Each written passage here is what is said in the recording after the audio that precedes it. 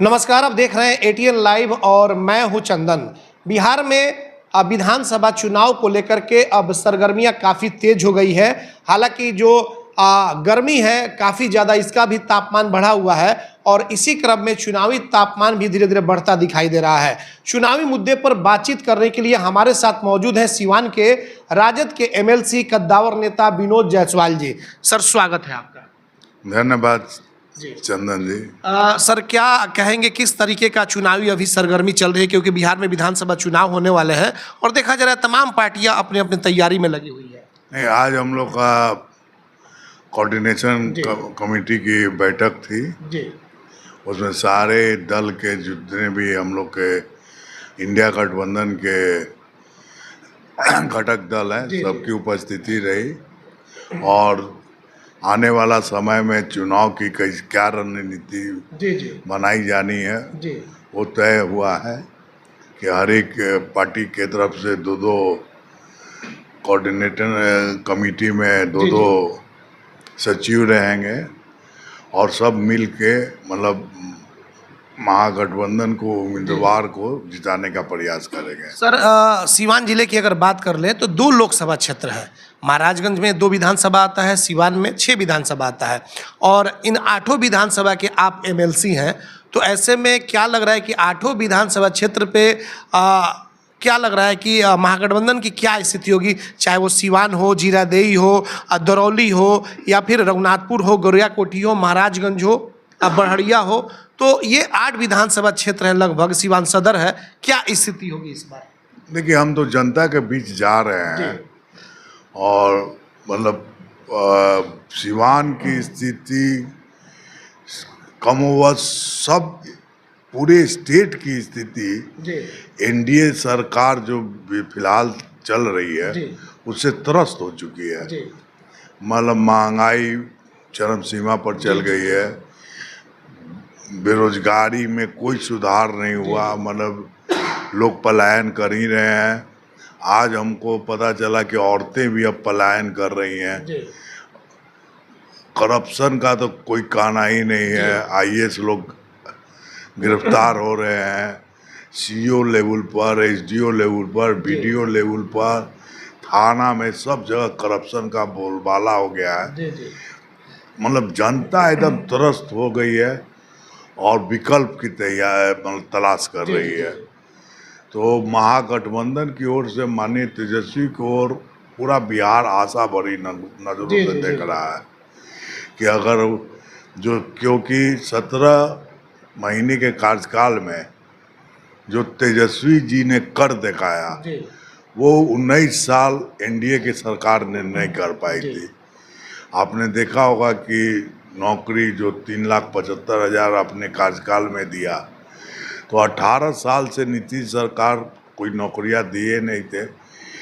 उनके आने पर ही नौकरी की बहार आई और जो उनका प्लानिंग में जो 5 लाख नौकरी और भी देने का जो मैनिफेस्टो में था कि 10 लाख देंगे, उसका प्लानिंग करके गए थे, जो इम्प्लीमेंट हुआ। तो जो तेजस्वी सर बोलते हैं वो करते हैं, इसलिए जनता का पूर्ण विश्वास उनके ऊपर अब डिपेंड हो गया है। आपने देखा होगा कि जो सर्वे रिपोर्ट भी है तो नंबर 1 पर तेजस्वी जी को लाइक किया जा रहा है चीफ मिनिस्टर के रूप में। तो इस बार पूरे बिहार में बदलाव तय है। जिस तरीके से राहुल गांधी का दौरा हुआ बिहार में और दरभंगा में उनको रोकने का काम किया गया, क्या आपको लग रहा है, क्या कहीं एनडीए डरी हुई है क्या राहुल गांधी की एंट्री से, जिस तरीके से लगातार उनका दौरा चल रहा है? देखिए, एनडीए मतलब नहीं चाहती है कि विपक्ष नाम की चीज रहे। आपने देखा होगा विगत शासन कालों में जितने भी महागठबंधन को नेता हैं उनको किसी न किसी रूप में जेल में डालने का प्रयास किया। मतलब अछूता कोई नहीं है, अपने को ईमानदार साबित करना चाहते हैं। आज फ्रांस का मुख्य समाचार में राफेल संबंधित खबरें छपी है और जिस ढंग से पाकिस्तान के साथ युद्ध में राफेल का प्रदर्शन रहा, इंडिया के सारे पब्लिक ने देखा है कि किस ढंग से राफेल 3 गो ध्वस्त कर दिया पाकिस्तान ने, और राफेल को अंडरग्राउंड कर दिया गया। तो जो देश के सामने उस समय प्रश्न खड़ा हुआ था कि राफेल में कहीं न कहीं कुछ गलत हुआ है, वो सामने जब समय आया तो दिख गया, पूरे जनता ने देखा इस चीज़ को। तो देश कितनी सुरक्षित हाथों में है ये पूरा देश देख रहा है। जीता हुआ लड़ाई में युद्ध विराम किया गया, क्यों किया गया, बाहरी हस्तक्षेप हुआ, अमेरिका के द्वारा प्रस्ताव को 1 घंटा पहले बता दिया गया। तो इसका मतलब है कि आप देश में विदेशी नीति का जो ढिंढोरा पी रहा है कि देश पूरा विश्व इंडिया के प्रति आशा भरी नजरों से देख रहा है। साफ जनता ने देखा कि कोई भी विश्व का कोई कंट्री इंडिया के सपोर्ट में नहीं खड़ा था। इवन रसिया भी न्यूट्रल बन के रहा, जो कि इंडिया के प्रति उसका हमेशा सॉफ्ट रहा है।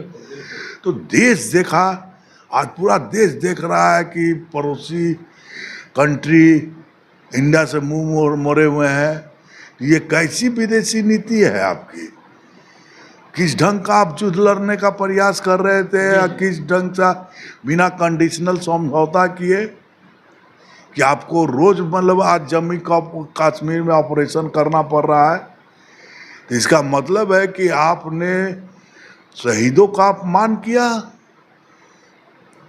अब तो लोग छुपे रूप से बोल रहे हैं कि अडानी के चलते कंप्रोमाइज किया गया है। काहे कि ट्रंप ने साफ बोला है कि इकोनॉमिकल प्रेशर है, हम पूरा व्यापार बंद करेंगे। साफ झलक रहा है कि व्यापार बंद करने के लिए इशारा अडानी के तरफ था, काहे कि उन्हीं का मैटर फंसा हुआ है। अडानी को बचाने के लिए पूरे देश को बलि चढ़ा दिया आपने।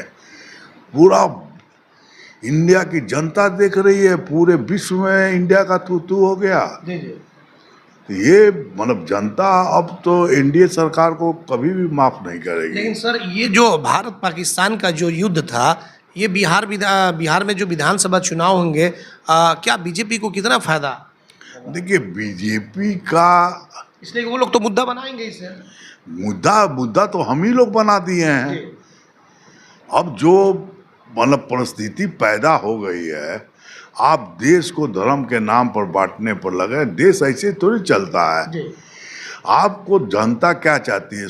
पहले शांति चाहती है। आपने देश को आग का गोला बना दिया, हर एक गड़े मुर्दे को खोद दे रहे हैं।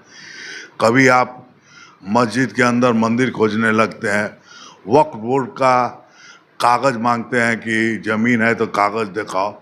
तो ये सब गलत तरीका है। जो चीज़ मैटर दबा हुआ है, माने कि आपको आगे विश्व में कैसे पैरेलल हम खड़े हों, इकोनॉमिक मेरा मजबूत हो। आज घर घर में चाइनीज सामान घुस गया है।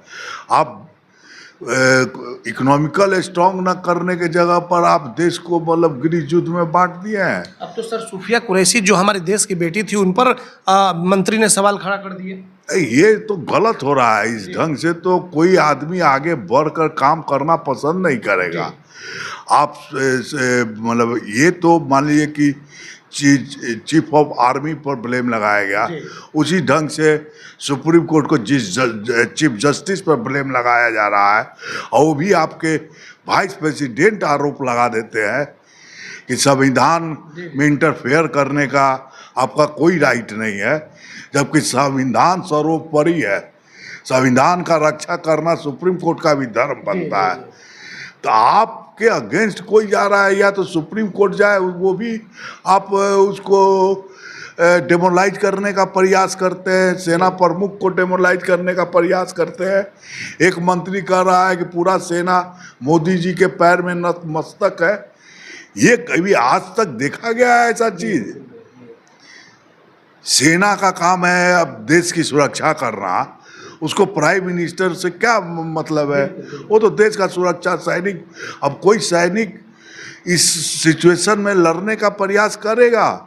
पूरा शहादत उन लोग का बेकार गया।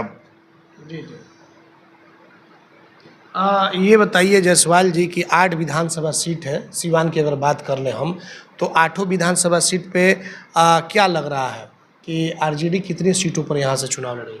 देखिए, अभी कोई बताया नहीं जा सकता है कि कितने सीटों से लड़ेगी। इसका इंटरनल सर्वे हो रहा है, हर एक सीट की माइक्रो स्क्रूटनिंग हो रही है कि किस कौन उम्मीदवार किस कॉन्स्टिट्यूंसी में स्ट्रांग है और वो उम्मीदवार किस पार्टी से बिलोंग करता है। इस बार तेजस्वी जी कन्वेनर बने हैं और इसमें आम सहमति है सारे पार्टियों का कि जिस उम्मीदवार का कॉन्स्टिट्यूंसी सबसे स्ट्रांग होगा उसी को वहाँ से उम्मीदवार बनाया जाएगा। तो क्या कुछ पुराने चेहरे को हटाया भी जा सकता है कुछ युवाओं को लाने के लिए? नहीं, एकदम उनका विजन है कि जिसका परफॉर्मेंस खराब रहा है उसका सर्वे हो, हमको जहाँ तक उम्मीद है कि हो भी चुका है। तो बहुत विधायक का सिटिंग विधायक का टिकट कटने का भी है, उनको माननीय तेजस्वी जी ने सब मंच पर कह भी चुका है और वक्त कट सकता है। हाँ, कट सकता है, निश्चित कट सकता है। और महाराजगंज की अगर बात कर ले तो एक चर्चा आ रही है कि आपके जो पुत्र हैं विशाल जी वो चुनाव लड़ सकते हैं विधानसभा का, तो इसमें कितनी सच्चाई है? देखिए, मतलब हम लोग को सिवान से, देखिए आप जान रहे हैं कि हम पूर्व में 2014 से जब मतलब राजनीतिक में आने का इच्छा जाहिर हुआ तो सबसे पहले हम सिवान, मेरा गृह जिला जो था वहाँ से मैंने अपना करियर शुरू किया और सिवान की जनता के प्यार से आज मैं यहाँ विधान पार्षद हूँ। तो उस दरमियान मेरा बेटा भी यहाँ पर मतलब हमको सपोर्ट करने के लिए आया हुआ था, तो वो भी मतलब जनता का सेवक बन के सिवान के लिए कुछ करना चाहता है। तो वो अपना महाराजगंज में अपना मतलब जनता के साथ मिल रहा है।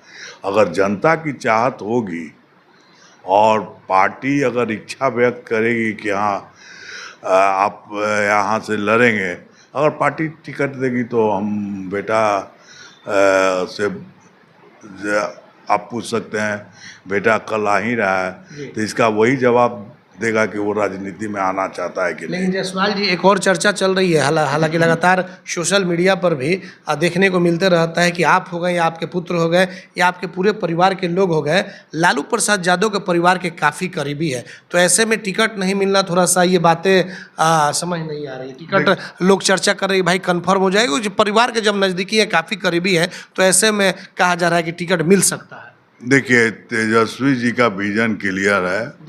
उन्होंने साफ शब्दों में कहा है कि जिसका सर्वे रिपोर्ट अच्छा आएगा, जनता जिसको पसंद करेगी उसी को हम टिकट देंगे और कोई माय का लाल ऐसा दावा नहीं कर सकता है कि हमको टिकट मिल जाएगा।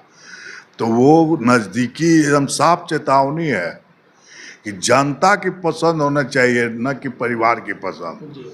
ये क्लियर मतलब मंच पर, बड़े मंच पर बोला गया।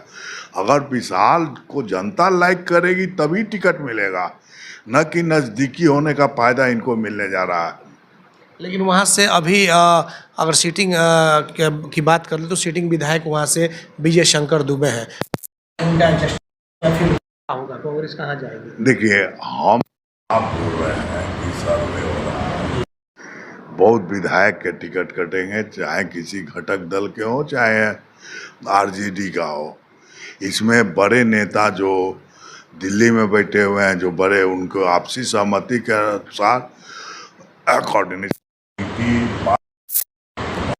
जो हो सकता है किसी विधायक को दूसरे जहां जनता उनको पसंद कर रही है, तो जनता मालिक, न कि कोई कैंडिडेट आज के समय में दावा करता है कि हम मालिक हैं और मैं टिकट लेने में सक्षम हूँ, तो ये गलत दावा कर रहा है। मैं साफ शब्दों में